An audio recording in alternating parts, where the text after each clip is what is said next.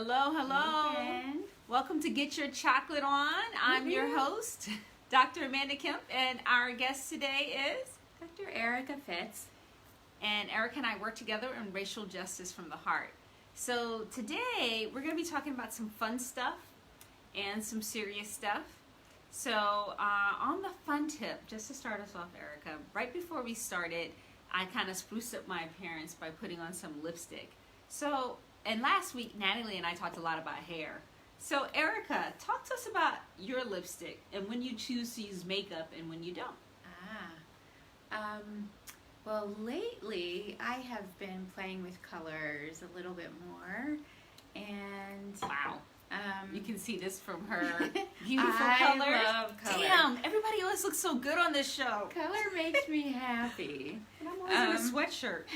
Okay, color makes you makes you me happy. Yeah, That's so beautiful. So actually, picking out a new lipstick is often a little self-treat that I give myself because I'm going to move us love closer so colors. people can see Oh, how okay. beautiful your colors and, you know, some of your choices. Oh, Yeah. and what about... Okay, I'm sorry. Keep going. So, on the lipstick issue.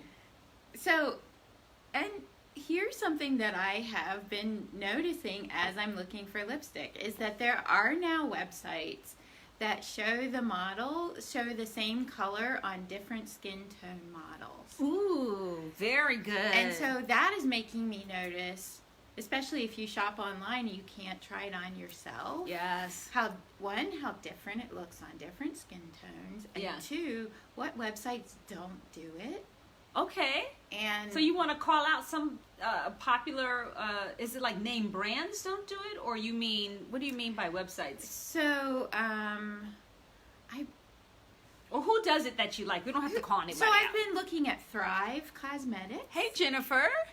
Thanks for joining us Hey. today. So we're talking about right now, we're on lipstick and, you know, because... Fun stuff. Beautiful colors. Our beautiful Erika, of course, dressed up. And beautiful Dr. Amanda, as usual. Okay. Being her comfortable self. That's right. Oh, but I do have on my Superwoman tights. All right. So, you know, a little bit of color there. She's gonna get the truth lasso out. Oh, that would be Wonder Woman, who is one of my favorites, actually. Yeah. Okay, so where do you suggest and where do you notice that they're doing these lipsticks for different skin tone women? The first place I really noticed it was looking at Thrive Cosmetics. And that they would do a light skin tone woman, a sort of medium skin tone woman, and a very dark skin tone woman. And the colors really look different. Oh my on gosh. different people, So for different. sure.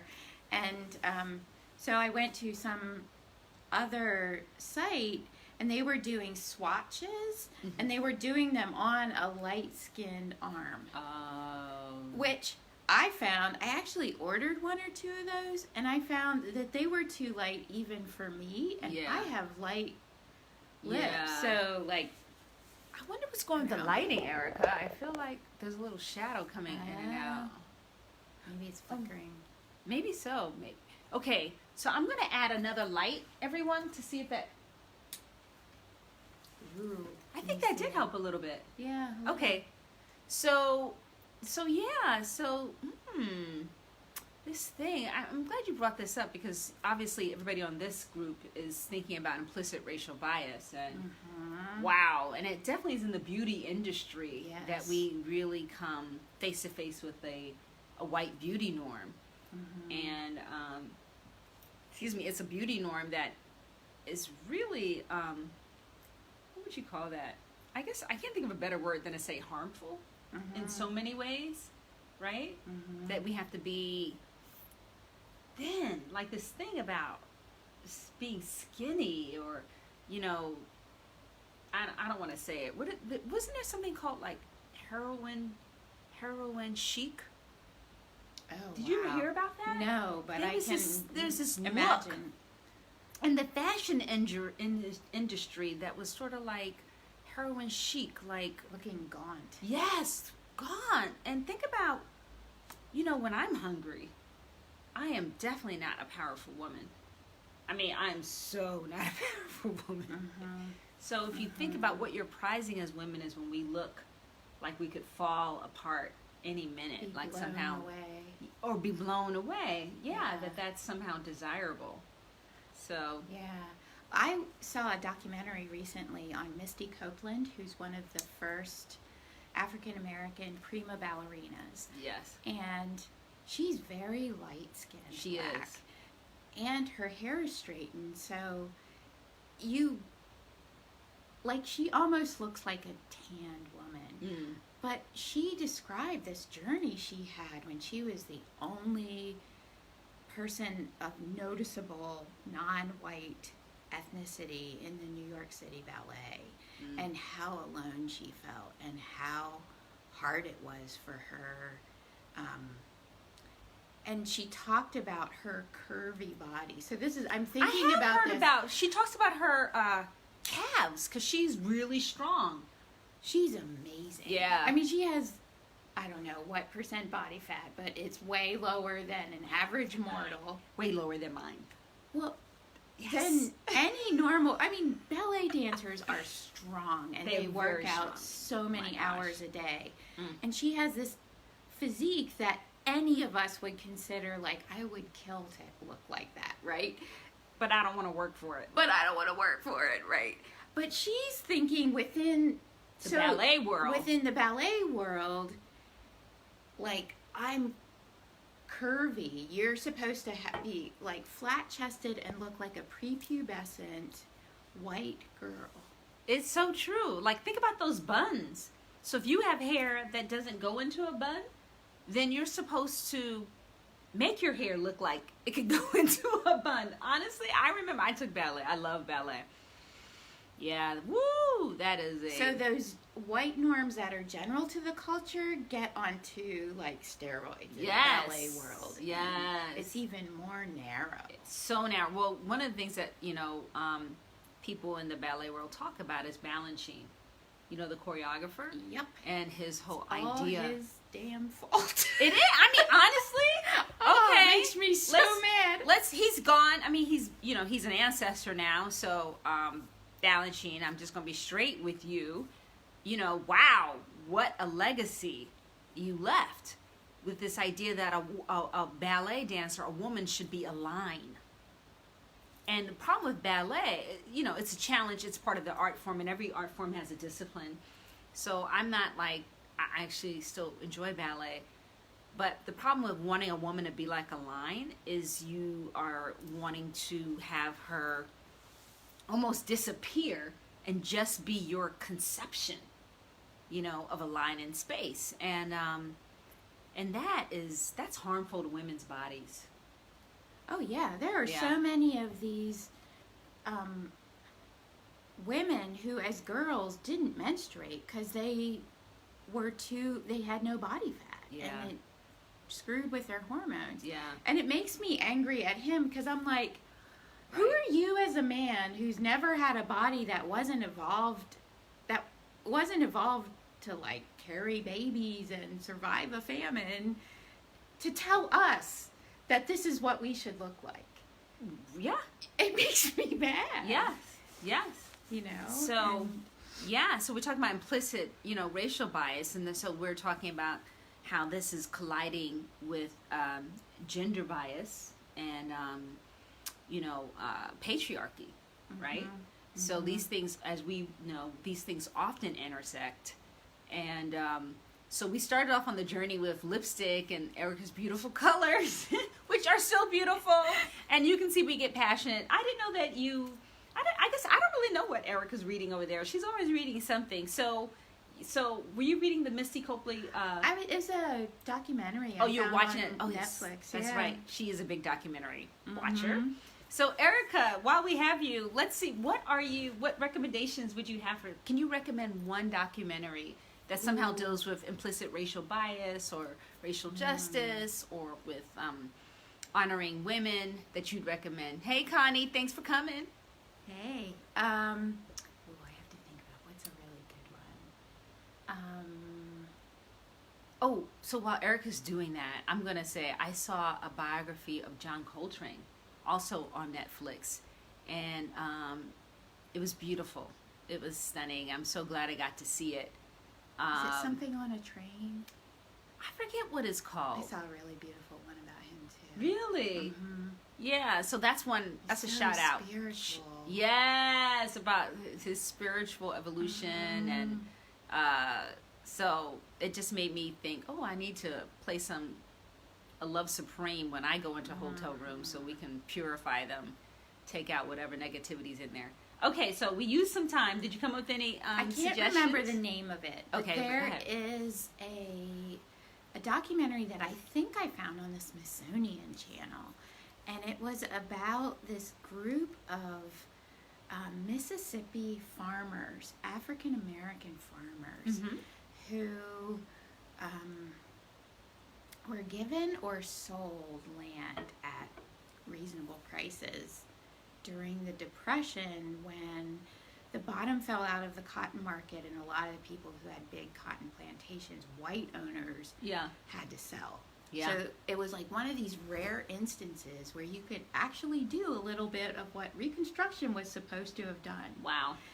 And that this group of farmers became the backbone of the civil rights movement in Mississippi because they did not have jobs that they could be intimidated with losing if they took action. Wow. And because there were rules that allowed you to make land a collateral for posting bail. So they posted bail on all of these civil rights owners, and their land became like the buildings on which freedom schools were held and churches were built, because if white landowners owned it, they wouldn't let that happen. Wow. So it was this role of, and some of them were still living when this was, and they were interviewed, and they were just so, I mean, these are people who had so little themselves. Yeah. But were so committed to use whatever they had. Yes. To say, we have taken this long enough. Yes. And we are ready, and I have my papers in order if anything happens to me. I mean, it was just so, like, these are the stories of heroism that I think more people need to hear. Yes. They're so amazing. Yes. And these were ordinary people. Yes. Ordinary people. And I who love are that. Extraordinary. I love that it was land.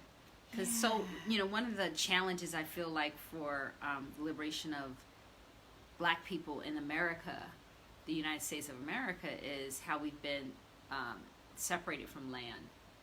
And I think that separation is a spiritual separation, in addition to being obviously a physical separation from the south to the north and from farm to urban.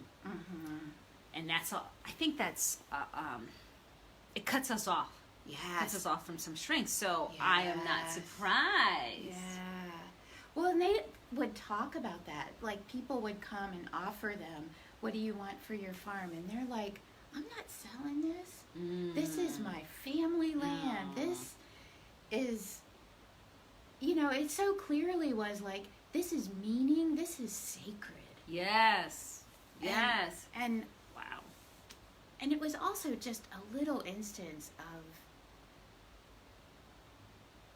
the little bit of generational, like, what a difference it could make to just give people even such a modest thing that was really their own. Yes. That they decide what to do with it. That, they have a means of supporting their own families and not being dependent on an employer who, at a whim, can fire them, discriminate. Absolutely. Absolutely. It's powerful. Powerful. Wow, and that was on the Smithsonian Channel.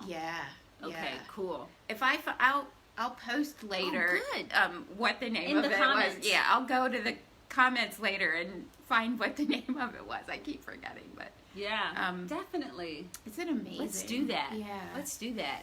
So I don't know what documentaries you all have been watching, or if you've been reading anything that's really got you going, let us know. I guess we spent a bit of our time on this show talking about you know, racial justice issues in a broad sense, but we also like to take them back onto the personal level, you know, and into our personal choices and what's personally opening up for us, you know, because we're all on a journey together. So, Erika, as our special guest, I wonder what is opening up for you in your journey, you know, as a woman of European descent. Just tell us about a recent, I don't know, insight that you've had, or an area where you see a need for you to grow some more. So it doesn't have to be like a story that has an ending already. It could just be something that you're in the midst of too. I didn't give her any time to prepare, so she's hearing all this stuff for the first time. Well, actually, there's something that's really present for me. Okay. And that is just recognizing recently that some of the things that I have been like, yeah, and indignant about, I still hadn't let in to have that sense of like,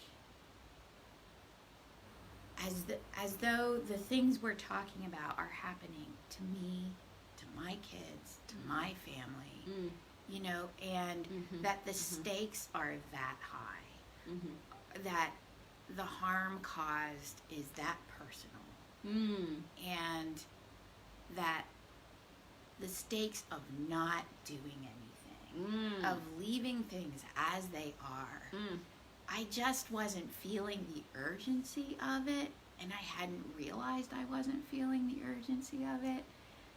And then, okay, so for example, I'm working on education funding equity. Right. And we recently met with our local state representative. Yeah. And he was telling us the reasons that he hasn't been able to push this further. There aren't the votes there. Right. And we live in Pennsylvania. It has funding is incredibly terribly. It's unequal funding. It's education apartheid. Okay, educational apartheid. It's a two-tiered system of schools that have not enough, really, but decent schools. And then schools that for years have not only not been funded, but not been funded adequately. But there's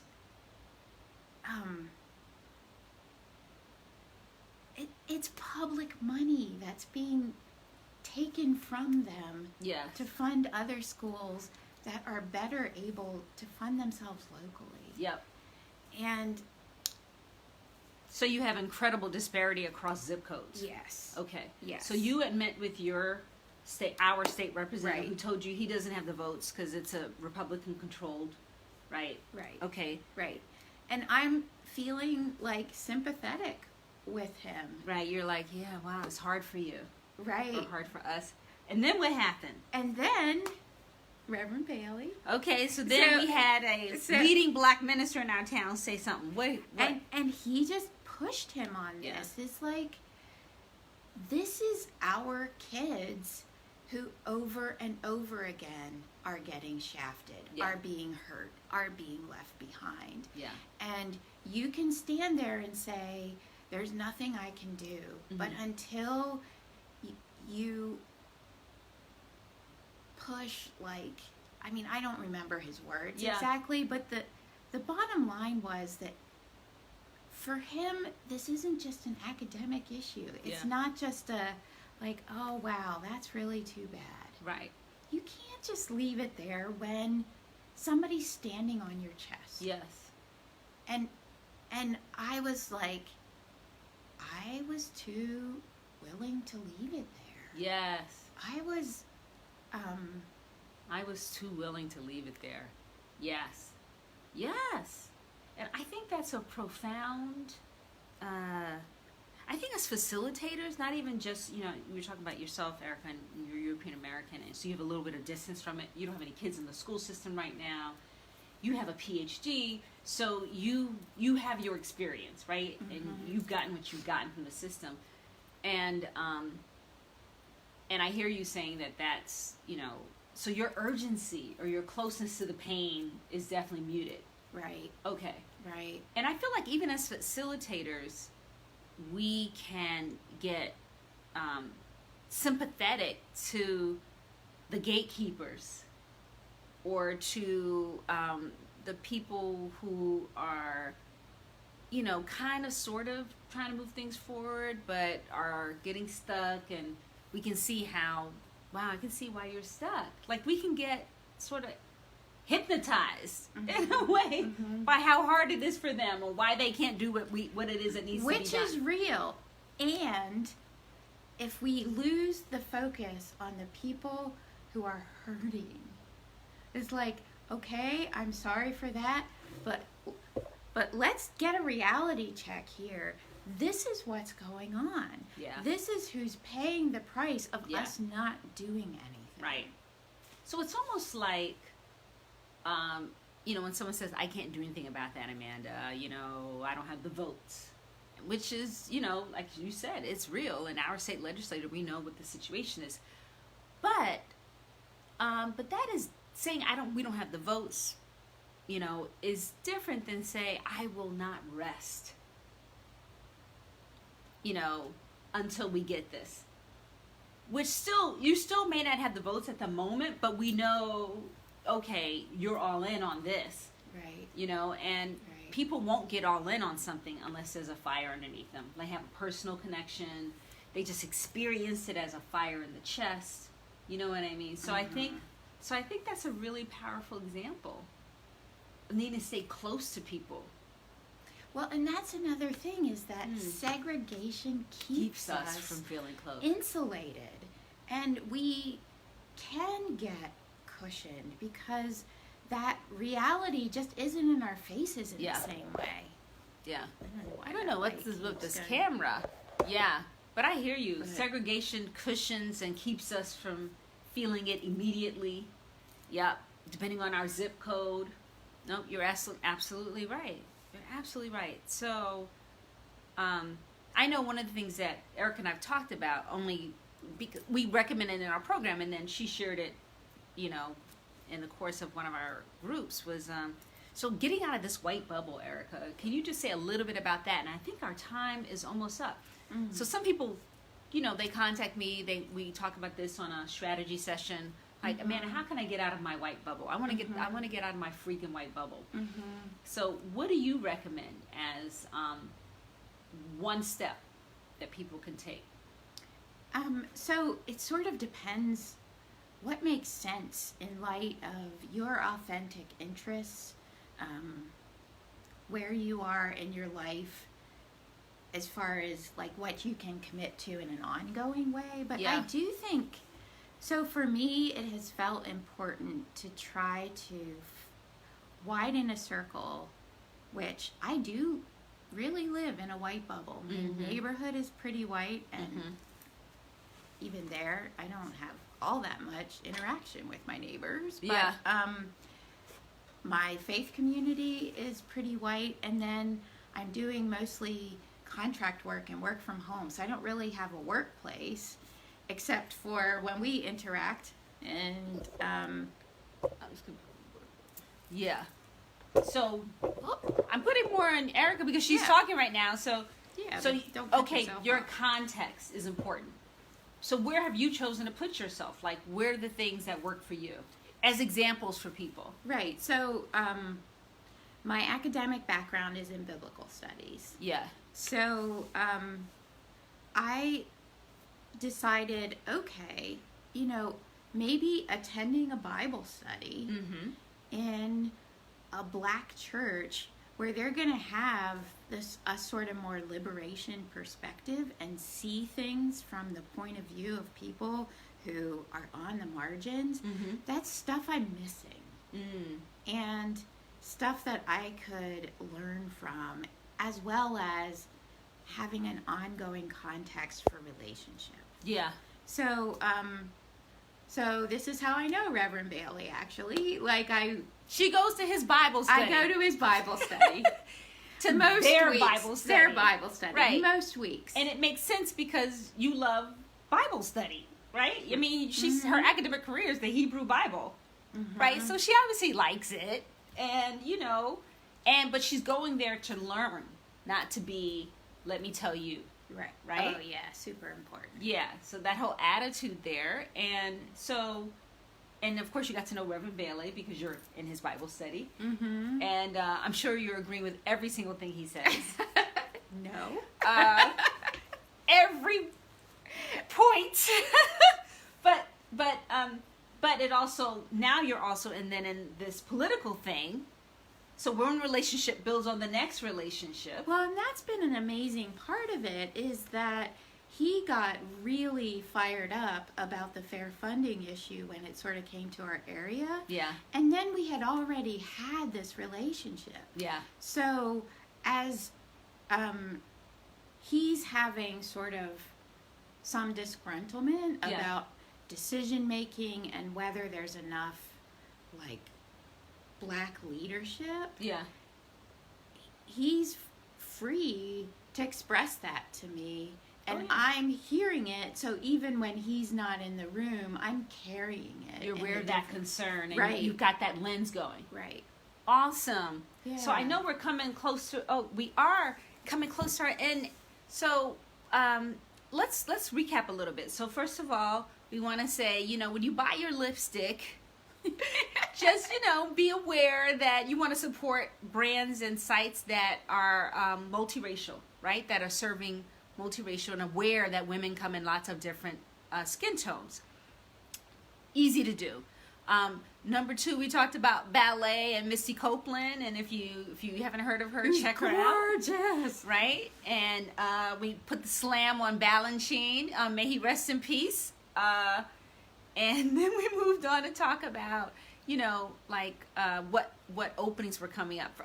A recommended documentary, which is on Black farmers in Mississippi during the Civil Rights era. Check that out on the Smithsonian. And then Erika just told us this beautiful story, which I just want to say thank you for, about, breaking out of your white bubble. And you start by going with, okay, where am I authentically interested? And then going in that spirit of where can I be learning and contributing, not taking over, and not, quote, helping people. And just getting to know people. And what are the concerns of their lives? Yes. And, where do you bump up against assumptions you would have made that are different? To just, yes. It's all kinds of incidental things that you're like, oh. yes, right? Yeah. All kinds of incidental things that you're like, oh, it's like ongoing learning. So it's not a book. In fact, I want to encourage people to go beyond books and really get to people in respectful ways. And if you have more questions about how to do that, go ahead and put them in the chat. You can also send us emails at amanda@dramandakemp.com, or just, be in touch with us. Yeah. So I want to thank our guest, Dr. Erika Fitz, for being Get Your Chocolate On. And we'll be back next week with Makeda. And we're going to be talking about our favorite books, what books we're reading. And I believe we're going to be talking about the book called There Are More Things More Beautiful Than Beyonce. Speaking of body image and all that kind of stuff. Yeah. So peace and love to you all. Thanks for joining us today. Bye-bye.